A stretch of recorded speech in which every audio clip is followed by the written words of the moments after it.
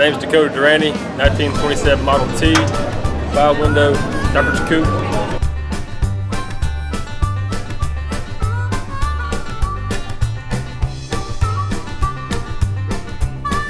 It was sitting in storage, a friend of ours, for like 20 years. Me and my dad been trying to buy it, never would get rid of it. One day we asked him again, he said come get it. So we worked out a price, and that was Tuesday, it'll be 2 weeks ago.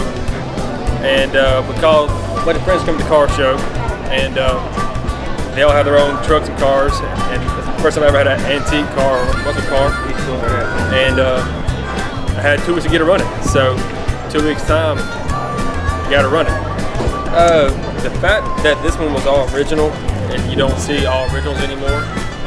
Now you see a bunch of rat rods or cars that have been restored to pristine, brand new condition, but you don't see any survivors. Yeah. The fact that it was a true survivor. The only thing I've done to it is we had the starter rebuilt, hoses, belts, spark plug wires. Everything else was old, and a little bit of cardboard. That's it.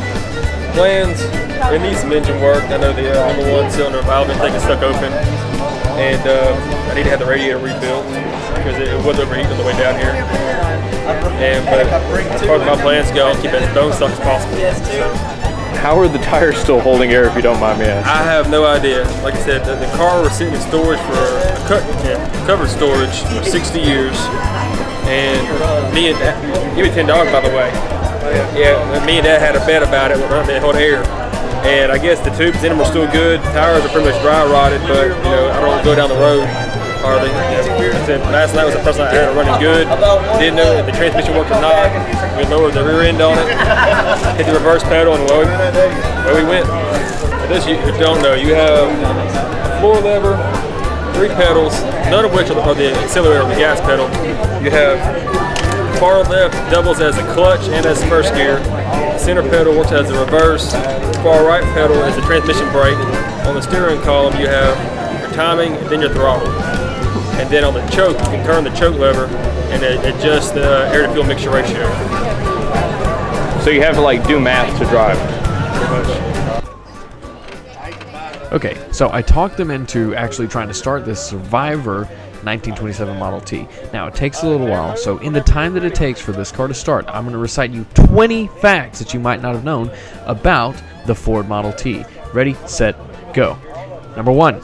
More than half the world's cars were nearly identical Model Ts during the mid-1920s. The car was introduced with a price tag of $850. The Model T later sold for as little as $260. The Model T was introduced on October 1st, 1908. The Model T has a 20-horsepower 4-cylinder engine.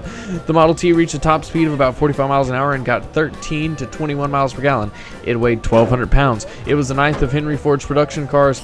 More than 15 million Model Ts were built and sold. The Model T was the first low-priced, mass-produced car with standard interchangeable parts. The Model T popularized the left side steering column. The engine design, a single block with removable cylinder heads, became the industry standard.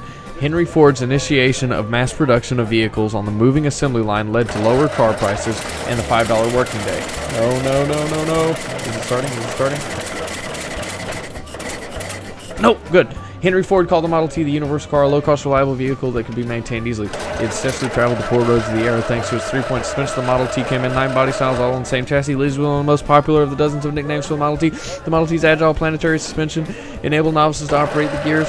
Vanadium steel, an alloy manufactured by the company of direction of Henry Ford, gave the car great strength and durability. In 1914, Ford, with 15,000 employees, produced about 300,000 cars. A modest ceremony on May 26, 1927 marked the formal end of the Model T production.